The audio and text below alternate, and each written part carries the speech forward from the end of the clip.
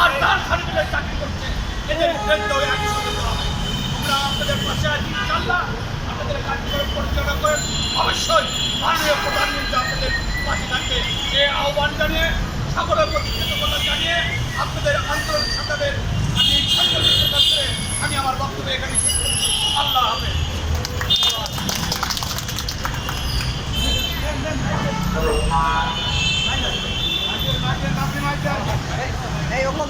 Mic নেন, মাইকে বলেন, মাইকে বলেন।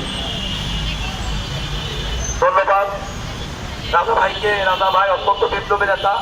ভাই থাকলে বসতেন, একটা প্রোগ্রামে বক্তব্য দিয়েছে। উনি সারা বাংলাদেশে কর্মচারী ফেডারেশনের চেয়েছেন, কর্মচারীদের অধিকার নিয়ে কথা বলেন, শিক্ষকদের অধিকার নিয়ে কথা বলেন।